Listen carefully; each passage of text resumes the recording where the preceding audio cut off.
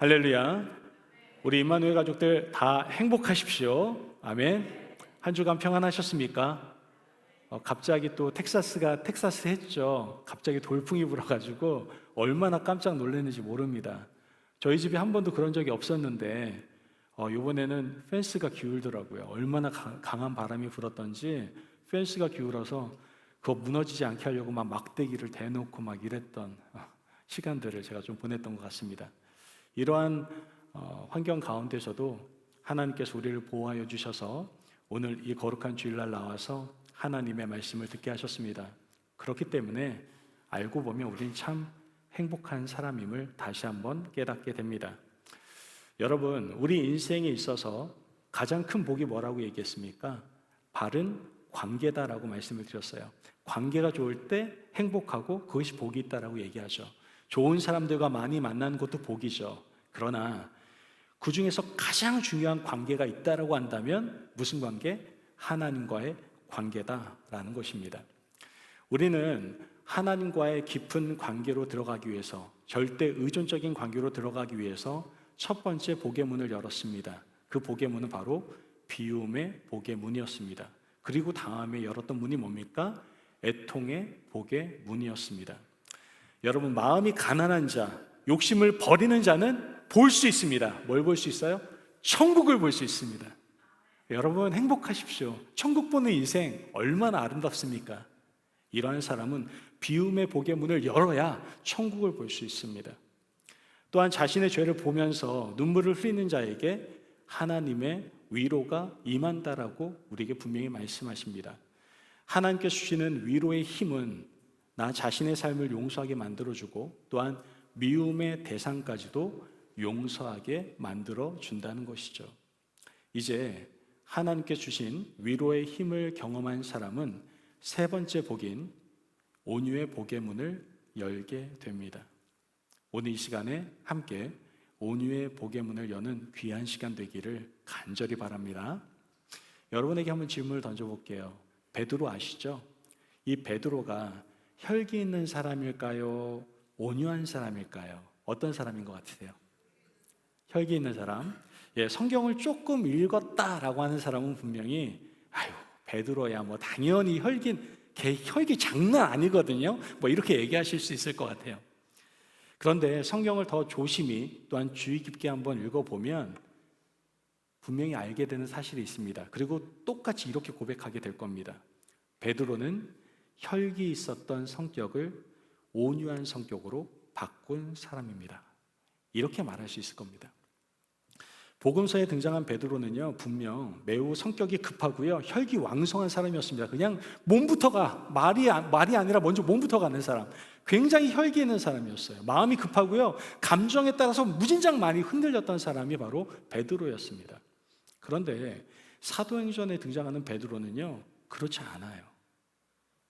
베드로의 생각이 굉장히 깊어지고 또한 감정에 따라 움직이지 않고 사람을 설득시키는 능력을 가진 사람으로 변화된 것을 우리는 보게 됩니다. 이처럼 사도행전에 등장하는 베드로는 성격이 급한 사람이 아니라 온유한 사람이었다라는 것이죠. 그렇다면 도대체 무엇이 베드로를 이렇게 변화시킨 걸까요? 아니, 똑같은 사람인데 어떻게 이렇게 변화될 수가 있을까요? 우리는 베드로의 삶 속에서 큰 두 가지 사건을 발견하게 됩니다. 첫 번째 사건이 뭐냐? 예수님의 부르심 앞에서 자신의 배와 그물을 버려두고 예수님을 따랐던 사건을 우리는 목격을 하게 됩니다. 이 사건은 베드로에게 자신을 비우는 경험을 하게 했던 겁니다.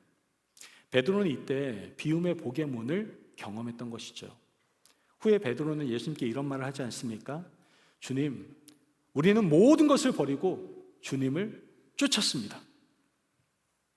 여러분, 그런데 이후로도요, 예수님께서는 베드로에게 자신을 비우는 훈련을 계속해서 시키셨습니다. 그래서 이렇게 말씀하시지 않습니까?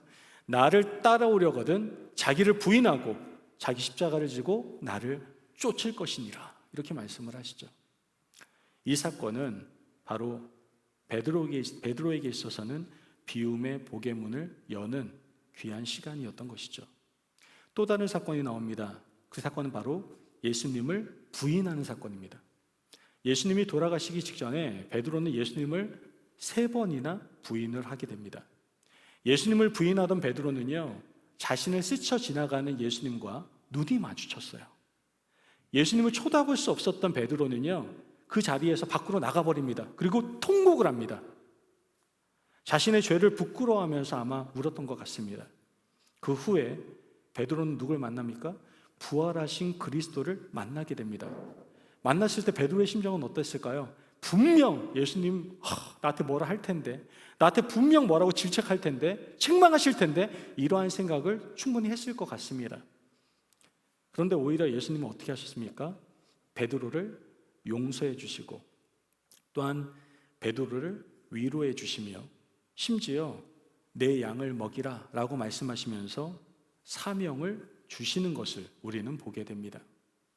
베드로는 자신을 비우는 경험과 애통의 눈물을 통해 위로를 경험했던 겁니다. 바로 이러한 경험들이 베드로를 온유한 사람으로 만들어 주었던 겁니다. 여러분, 그리스도인이라고 한다면 온유하셔야 됩니다. 왜 온유해야 합니까? 바로 그것이 하나님의 명령이고 하나님께서 가장 원하시는 모습이기 때문에 그렇습니다. 온유한 자를 하나님이 사랑하십니다. 하나님은 혈기 있는 자를 원치 않으십니다, 여러분. 제발 승질 그만 내세요. 그리고 온유해지세요. 온유해지세요. 제가 주님과 더욱더 인격적으로 만나고 회개하면서 느끼는 것은 제 성격이 참 많이 바뀌었다는 거예요. 저도 정말 혈기 있는 사람이고요. 지금도 가끔 그런 혈기가 있습니다. 어떤 목사님께서 저한테 물어보시더라고요. 목사님 목회하면서 어때요? 어떤 걸 많이 느껴요? 저한테 얘기를 하시길래 제가 그렇게 말씀드렸어요. 저는 목회를 하면 할수록 제가 더 죽던데요. 이런 말씀을 드렸어요. 정말 그렇습니다. 내가 스스로 계속해서 나 자신을 죽이는 온유한 자의 삶을 살아가는 것, 이것이 바로 하나님께서 원하시는 삶이다라는 것이죠. 여러분, 하나님은 온유한 자를 사랑하시고 온유한 자에게 축복해 주십니다. 그래서 성경은 뭐라고 얘기합니까?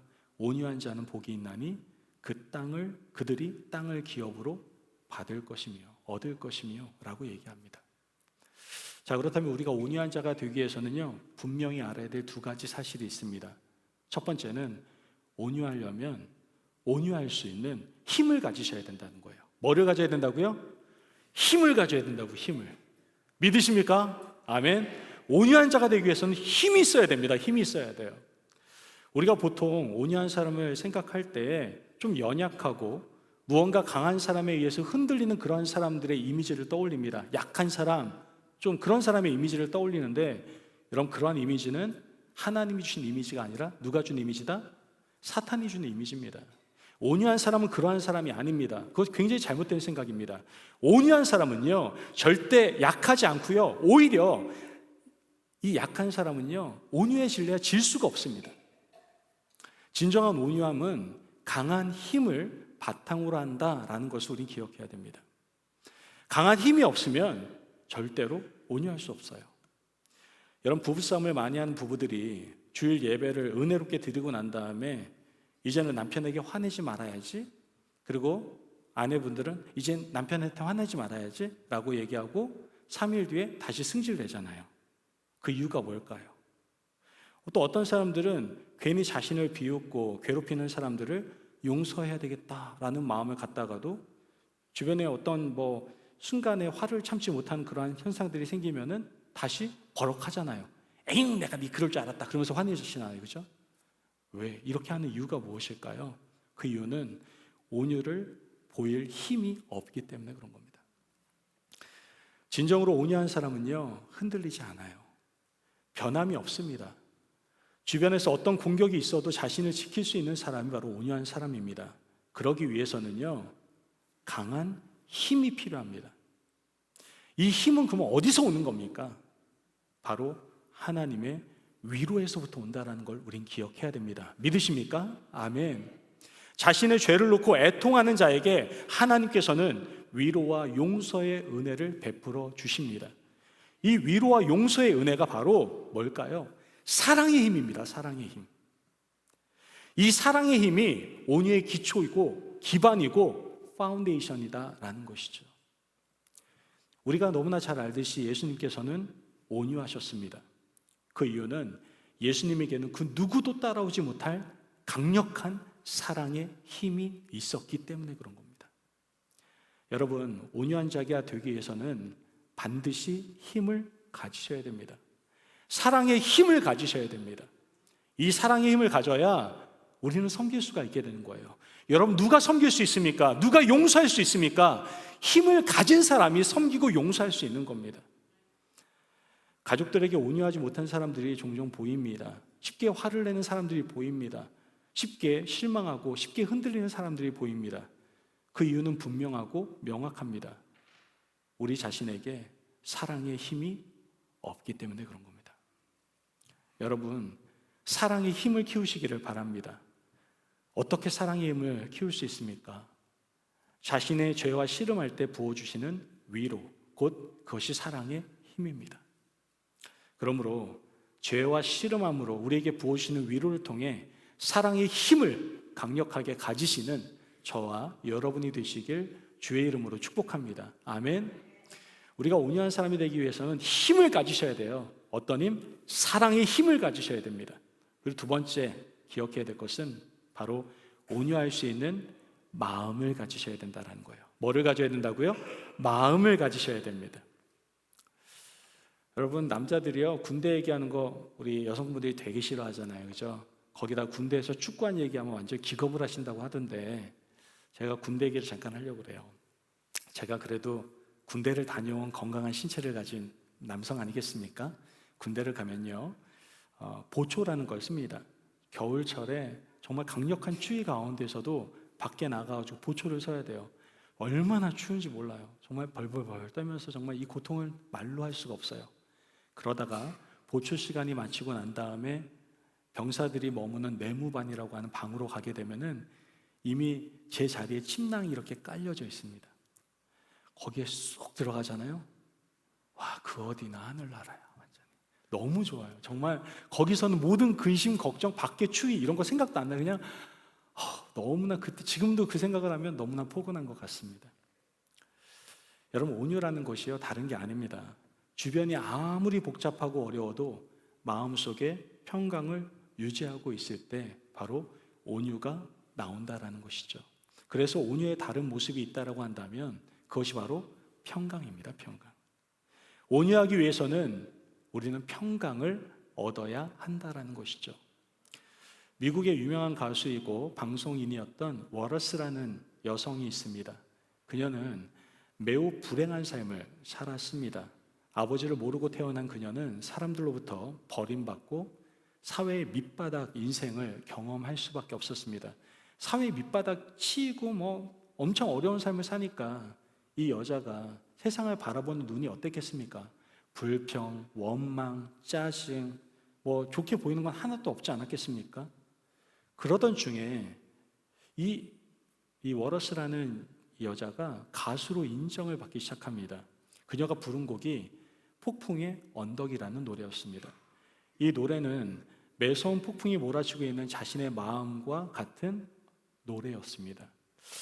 워러스는 자신이 경험하고 있었던 거기 때문에 감정을 다해서 노래를 불렀죠. 사람들은 이런 감정 섞인 노래에 대해서 같이 공감하게 되었고 감동을 받게 되었습니다. 워러스가 이러한 노래를 부를 수 있었던 것은 워러스 마음에 늘 폭풍이 몰아치고 있었기 때문에 그렇습니다. 그러던 어느 날 이 워러스가 예수님을 영접하게 됩니다. 자신의 죄를 고백하고 용서의 체험을 하게 되었던 것이죠.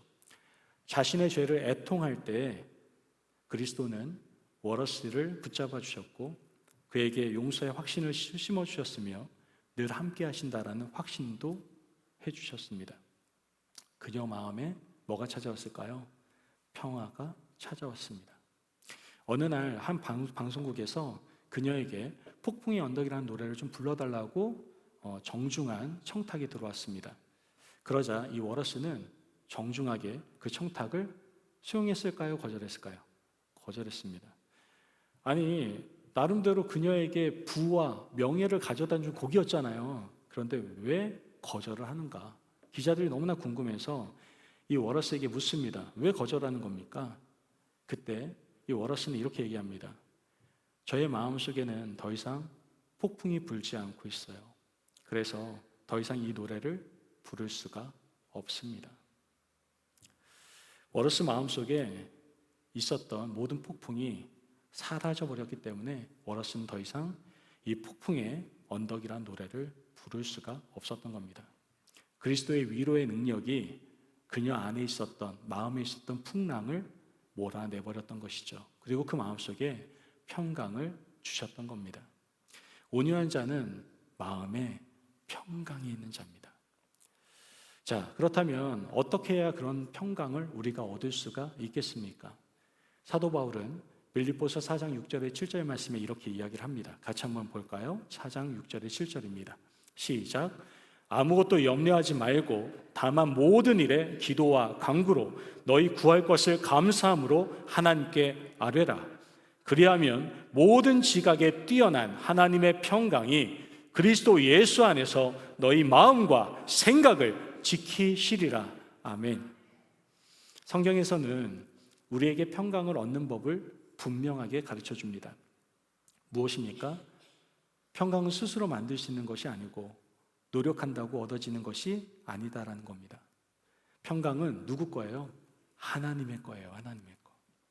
하나님의 평강입니다. 그래서 우리가 할 수 있는 건 뭐예요? 기도인 거예요. 기도. 기도할 때 우리 가운데 마음의 평강이 찾아오는 겁니다. 결국 기도하는 자에게 온유의 문이 열린다라는 것을 우리에게 말씀해 주고 있는 겁니다. 마음에 염려와 근심이 들어오면 마음속의 평강은 다 사라지게 됩니다. 여러분 이런 경험 많이 해보셨잖아요. 나름 좀 그래도 안정적이고 평강을 누리고 있다고 생각하는데 가정에서나 자녀에게나 아니면 물질로 인해서나 건강으로 인해서나 어떤 풍랑이 딱 몰려오면은 그때부터 그냥 평강이 사라져. 평강이 어디로 갔는지 모르겠어요. 그런 경험 해보셨잖아요. 그렇죠? 절대로 그럴 때 우리는 온유해질 수가 없습니다. 그러나 우리가 기도할 때 염려는 사라지고 마음속에 평강을 얻게 된다는 것이죠. 마음의 평화가 있어야 온유함을 얻게 된다는 놀라운 사실을 우리는 절대로 잊어서는 안 됩니다. 그러므로 온유함을 위해서 마음의 평화가 있어야 한다는 사실을 분명히 깨달으시고 마음의 평화를 위해서 이제 더욱더 기도의 자리로 나아가실 수 있는 저와 여러분이 되시길 간절히 바랍니다. 아멘. 하나님께서는 이러한 온유한 자에게 축복을 허락해 주신다라고 약속하십니다. 그렇습니다. 온유한 자에게 주어지는 축복이 있다라는 거예요. 하나님께서는 온유한 자에게 매우 특별한 은혜를 주십니다. 그것이 바로 땅입니다. 땅. 사람들은 강한 자가 땅을 차지한다라고 생각합니다. 맞을까요? 틀릴까요? 맞다라고 생각한 사람은 아직도 인생의 쓴맛을 못 보신 분들이에요. 착각입니다. 착각. 요즘 세계에서 사자와 호랑이가 점점 사라지고 있어요. 강한 자가 땅을 차지한다라는 것, 이건요 역사도 증명했어요. 가짜다라는 것. 우리 역사 한번 살펴봅시다. 과거에 잘 나갔던 나라들 한번 돌아보자고요. 그때 당시에 세계로 호령했던 아수리아 또는 바벨론, 페르시아, 로마 제국, 몽골 제국 다 어떻게 됐습니까? 강한 나라가 땅을 차지했습니까? 아니에요, 여러분. 나폴레옹이 죽기 전에 이런 말을 했다고 하잖아요. 나의 칼은 내가 누울 이 조그만 땅밖에 얻지 못했지만 그리스도 당신의 사랑은 온 땅을 점령했습니다. 이렇게 말을 했다고 하잖아요. 여러분, 누가 땅을 차지합니까? 바로 온유한 사람이 차지하는 거예요. 그런데 왜 어떻게 온유한 자가 땅을 차지할 수가 있는 겁니까? 그 이유는 온유한 자에게 하나님의 도우심이, 하나님의 함께 하심이 있기 때문에 그렇습니다. 여러분 성경을 보면 이삭 아시죠? 이삭은 갑부였습니다. 그런데 이삭이 어떻게 땅을 차지하게 되었습니까? 힘으로 뺏은 겁니까? 아니에요. 이삭은요 우물을 달라고 하면 퍼줬어요. 알겠어, 니네 가져, 나 딴 데 갈게. 또 오면 또 뺏어요. 가져, 그럼 나 또 딴 데 갈게. 계속 퍼줬어요. 사람들은 그의 연약함을 비웃었을지도 모릅니다. 지금 세상에서는 쟤 바보 아니야? 쟤 호구 아니야? 이렇게 말했을지도 모르겠습니다. 그러나 결국 이삭은요 자신의 땅을 빼앗았던 사람들보다 더 넓은 땅을 차지하게 됩니다. 왜 그렇습니까? 하나님이 주셨기 때문에 그런 겁니다. 땅이란 사람들이 살아가는 강력한 삶의 뿌리이고 힘이라고 할 수 있습니다. 그런데 하나님께서 온유한 자에게는 이 삶의 뿌리, 힘을 주시겠다라고 말씀하시는 겁니다. 즉 하나님의 보호하심이 있다라는 것이죠. 온유한 자에게 땅을 주시는 의미는 온유한 자는 하나님의 보호하심을 받는다라는 의미다라는 겁니다. 하나님의 보호하심이란 하나님이 늘 함께해 주신다라는 이야기예요. 이사야서에서 약속하신 말씀이 있죠. 이사야서 41장 10절 말씀을 같이 보겠습니다. 같이 읽어볼까요? 시작. 두려워하지 말라. 내가 너와 함께함이라. 놀라지 말라. 나는 내 하나님이 됨이라. 내가 너를 굳세게 하리라. 참으로 너를 도와주리라. 참으로 나의 의로운 오른손으로 너를 붙들리라. 믿으십니까? 아멘. 온유한 자에게 하나님이 함께 하시겠다라고 약속하시고 계시는 겁니다. 땅을 주신다는 말은 보호해 주시겠다는 약속이고 하나님이 함께 해 주시겠다는 약속입니다. 하나님이 동행하시겠다라는 분명한 약속입니다. 하나님은 온유한 자와 함께 길을 걷기를 원하고 계십니다. 이것이 우리가 온유한 자가 되어야 하는 분명한 이유인 것입니다. 그러므로 온유한 자들에게 허락하시는 땅을 받으시기를 바랍니다. 그 땅은 바로 하나님의 보호이고 하나님의 동행의 축복입니다. 그 땅의 축복을 누릴 수 있는 저와 여러분이 되시기를 주님의 이름으로 축복합니다. 아멘. 여러분, 온유의 복의 문을 열은 사람들은요, 약한 사람이 아니에요. 강한 사람들입니다. 사랑의 힘이 넘치는 사람들입니다. 그래서 참을 수가 있고 용서할 수가 있는 겁니다. 여러분, 진정한 온유를 이루기 위해서 우리에겐 힘이 필요합니다. 어떤 힘? 사랑의 힘이 필요합니다. 욕심을 버리고 애통의 눈물을 흘린 자가 바로 사랑의 힘을 얻을 수가 있습니다. 그래서 온유한 자들의 마음은 흔들리지 않습니다. 그들의 마음은 언제나 평강이 있습니다. 그들은 평강을 지키는 방법을 또한 분명히 알고 있습니다. 그것이 뭐라는 것을? 기도라는 것을 알고 있습니다. 그래서 온유한 자들은 하나님이 주시는 사랑의 힘과 기도의 능력으로 자신을 지켜가는 사람입니다. 이와 같은 온유한 자들에게 하나님께서는 준비하신 은혜, 축복이 있습니다. 그것이 바로 땅입니다. 하나님께서는 이 땅을 통해서 내가 너와 함께하겠다, 내가 너와 동행하겠다라고 분명히 약속하셨습니다. 또한 하나님은 이런 온유한 자와 함께 걷기를 기뻐하십니다. 그러므로 여러분, 우리 모두가 하나님과 동행하며 하나님의 보호하심을 받는 하나님의 놀랍고 귀한 하나님의 자녀들 되시길 주님의 이름으로 축복합니다. 아멘. 오늘 시간 우리 함께 기도하며 나가도록 하겠습니다. 오늘 시간에 하나님, 우리가 온유의 복의 문을 열겠습니다. 우리가 온유한 자가 되기 위해서 힘을 얻기를 원합니다. 바로 사랑의 힘을 얻을 수 있도록 주님 우리를 도와주옵소서. 또한 우리가 온유한 자가 되기 위해서 우리가 온유한 마음을 갖기를 원합니다. 이것은 우리가 기도할 때 가능함을, 기도의 능력을 믿고 의지할 때 가능함을 깨닫게 됩니다. 그때 하나님께서 우리에게 놀라운 축복, 땅의 축복을 우리에게 허락하셔서 언제나 우리와 함께 하시겠다라고 약속해 주십니다. 이 말씀을 생각하면서 함께 하나님께 기도하며 나갑니다. 기도하겠습니다.